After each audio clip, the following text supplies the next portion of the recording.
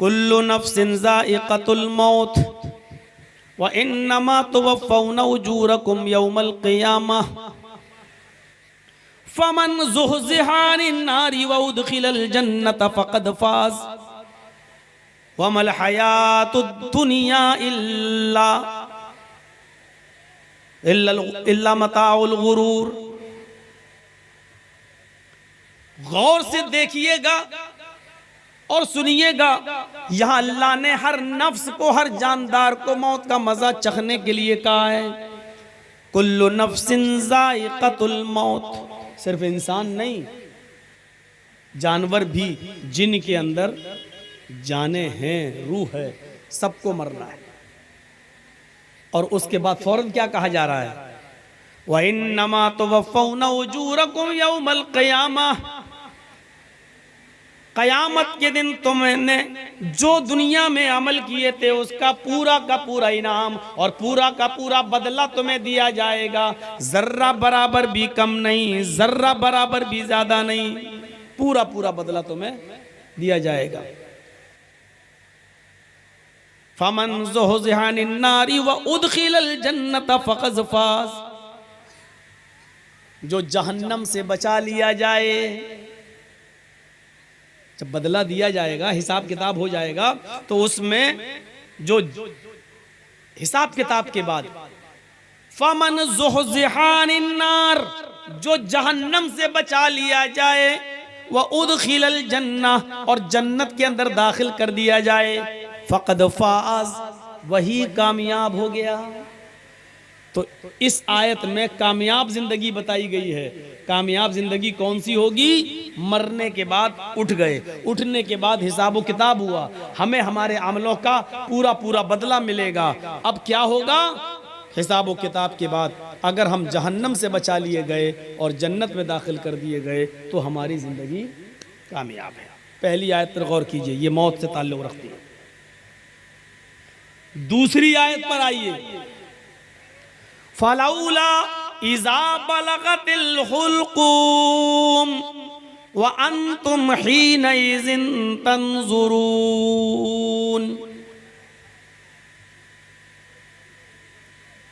जब ये रूह तुम्हारे नरखरे तक, तुम्हारे हलक तक पहुंच जाएगी। मलकुल मौत जब रूह निकालता है तो ये रूह सबसे पहले यहां से निकलती है, पैर के पंजे से, यहां से। और आप देखिएगा, किसी मरने वाले के करीब बैठिएगा तो सबसे पहले ये हिस्सा उसका काम करना बंद कर देता है, फिर उसकी रूह खींची जाती है और आगे तो पिंडली पे आती है। जब पिंडली पे आती है यहाँ पर, तो फिर ये हिस्सा बेजान हो जाता है, ये काम करना बंद कर देता है। फिर ये रूह मलकुल मौत खींचता है तो घुटने पे आती है, घुटने से नीचे का हिस्सा बेकार हो जाता है। फिर रूह खींचता है तो रान पर आती है और कमर से नीचे का हिस्सा बेकार हो जाता है। उसके बाद रूह खींचता है तो ये रूह सीने तक आती है और सीने से नीचे का हिस्सा काम करना बंद कर देता है। फिर ये रूह हलक तक आती है और आदमी की आंखें खुली रह जाती हैं। देखिएगा, बड़ी हो जाएंगी आंखें। रूह यहां तक आती है और नाक और कान और आंख के रास्ते से ये रूह निकल जाती है। खींचता है फरिश्ता तो ये रूह यहां से निकलती है, नाक, कान और आंख के रास्ते से। कुरान ने कहा फलौला इज़ा बलगतिल हुल्क़ूम, जब ये रूह निकालते निकालते मलकुल मौत तुम्हारे हलक तक पहुंचेगा, व अंतुम हीनइज़िन तंज़ुरून, उस वक्त तुम इसको अपनी आंखों से देख रहे होते हो। और उस वक्त सबसे ज्यादा हम ही तुम्हारे करीब होते हैं। अल्लाह कह रहा है व नहनु अक़रबु इलैहि मिनकुम, उस वक्त सबसे ज्यादा हम ही तुम्हारे करीब होते हैं, हम ही तुम्हारे करीब होते हैं।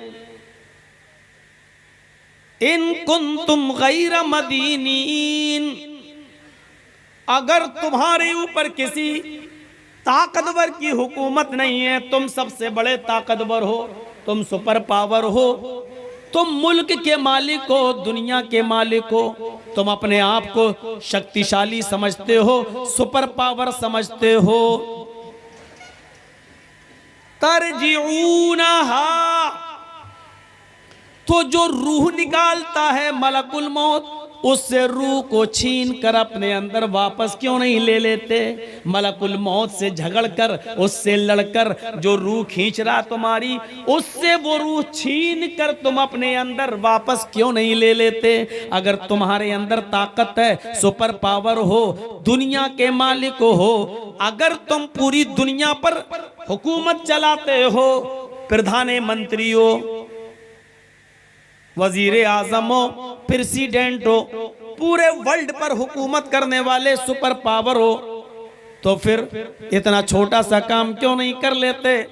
उससे तुम रूह छीन कर अपने अंदर दोबारा वापस क्यों नहीं कर लेते? इसका मतलब यह है कि तुम यहाँ बेबस हो, यहाँ कमजोर हो, कोई है जो यहाँ पर तुम्हें बेबस कर रहा है, और वही है अल्लाह।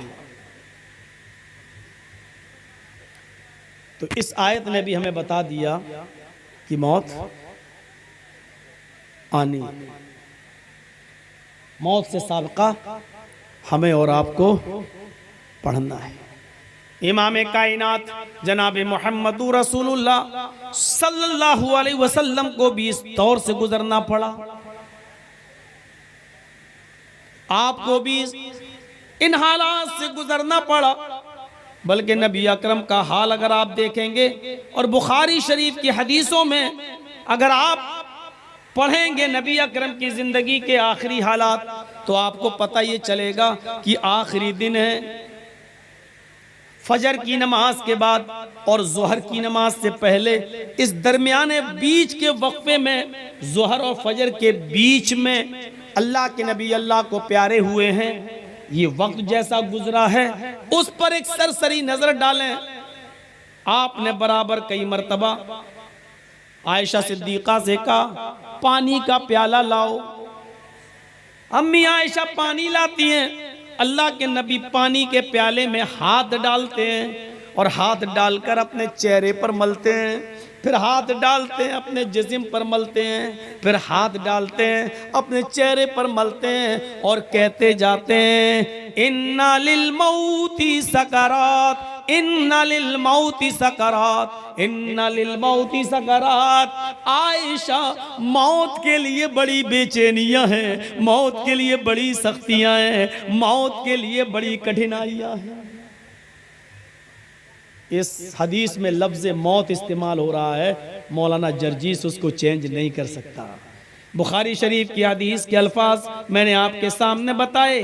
नबी अकरम बार बार पानी में हाथ डालते, अपने चेहरे पर मलते और कहते जाते, इन्ना लिल मौती सकरात, इन्ना लिल मौती सकरात। मौत के लिए बड़ी बेचैनियां हैं, मौत के लिए बड़ी कठिनाइयां हैं। हजरत फातिमा ने, जो नबी अकरम की बेटी थी, आपकी आंखों में आंसू देके रोते हुए देखा तो चीख पड़ी। बुखारी के अल्फाज पर गौर करो, वाकर बाबा तो, हाय मेरे अब्बू की परेशानी, हाय मेरे अब्बू की बेचैनी, हाय मेरे अब्बू का हाल।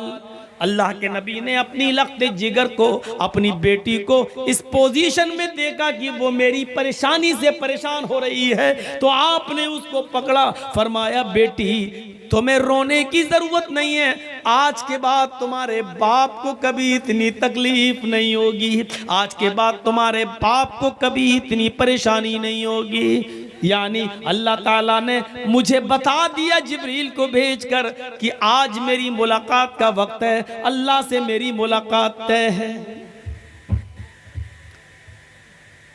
फातिमा ने जब ये सुना तो उनको और ज्यादा रोना आ गया कि आप हमेशा के लिए मुझे छोड़ के चले जाएंगे। आप तसल्ली देते रहे, आप उनको ढारस बंधाते रहे, लेकिन उनका रोना बंद नहीं हो रहा था। तो आपने उनको हंसाने के लिए और उनके चेहरे पे मुस्कुराहट के लिए एक बात कही जो सच्ची बात थी। पानी दीजिए। तो क्या कहा, फातिमा तुम गम न करो,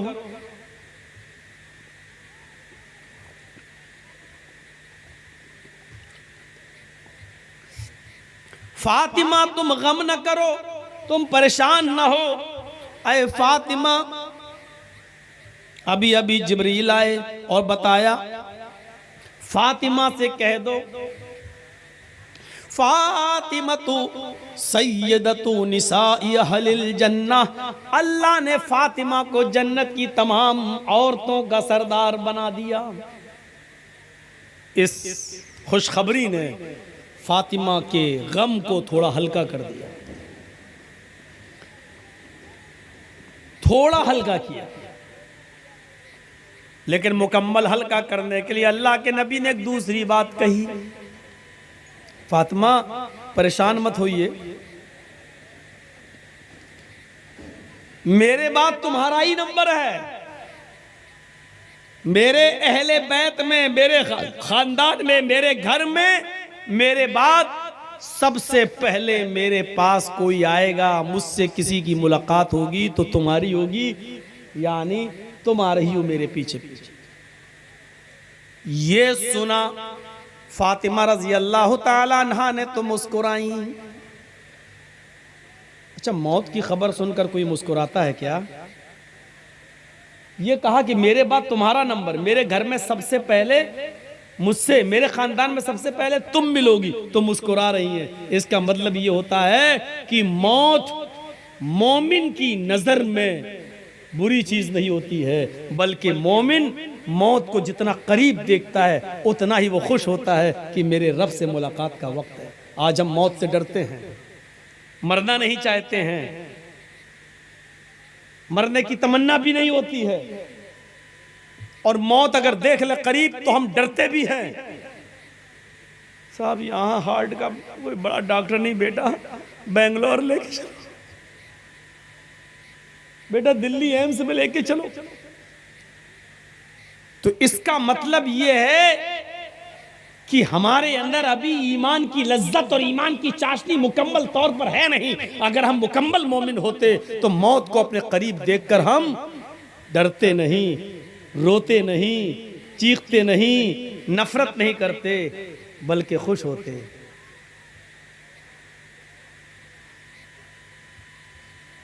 मौलाना साहब ये क्या कह रहे हैं? हाँ, मैं ये नहीं कह रहा हूं कि दुआ मांगो अल्लाह मुझे कल ही मौत दे दे, ये दुआ मांगना हराम है, ऐसा नहीं मांग सकते आप। ये भी नहीं कह सकते हो अल्लाह मुझे मौत जल्दी दे दे, ये भी नहीं कह सकते हो। आप सिर्फ बहुत ज़रूरी हो, परेशानियां बहुत ज़्यादा हो, उलझने हो, टेंशन हो, तो आप इतनी दुआ कर सकते हो अल्लाह से, क्या है अल्लाह अल्लाहुम्मा अहयिनी मा कानतिल हयातु खैरन ली, अल्लाह मुझे उस वक्त तक जिंदा रख जब तक मेरी ज़िंदगी मेरे लिए बेहतर हो, और जब मेरी ज़िंदगी मेरे लिए बेहतर ना हो तब तू मुझे उठा ले। ये दुआ बस कर सकते हो जब बहुत ज़्यादा टेंशन और बहुत ज़्यादा उलझन हो तब। लेकिन हम मौत की तमन्ना क्यों करते मालूम है? 5 बेटियां हैं, 6 बेटियां हैं, इनके जहेज कैसे होगा? आजकल बगैर गाड़ी दिए हुए, बगैर इंटरनेशनल भिखारी का पेट भरे हुए हमारी बेटी की डोली नहीं सजेगी। इसलिए हमारे टेंशन इतने हो गए हैं ज़िंदगी में कि हम उसी से कहते हैं इससे बेहतर है कि मर जाएं। ये हमारे अपने टेंशन है, ये हमारी अपनी उलझने हैं। अल्लाह के नबी का फिर ये हाल था। अचानक होंठ हिलने लगे और आवाज बंद हो गई। होंठ हिलते हुए अम्मी आयशा ने देखा तो अपने कान लगा दिए, देखें कोई खास बात तो नहीं कह रहे हैं जो आखिरी वक्त में हम उसको सुनने से महरूम रह जाएं। कान लगाती हैं तो क्या सुनती हैं? होंठ हिल रहे हैं और अल्लाह के नबी ये जुमले अदा कर रहे हैं, अक़ीमुस्सलाह औ मा मलकत ऐमानुकुम, नमाज पढ़ते रहना, लोगों नमाज पढ़ते रहना और अपने गुलामों का, अपने मातहतों का ख्याल रखना।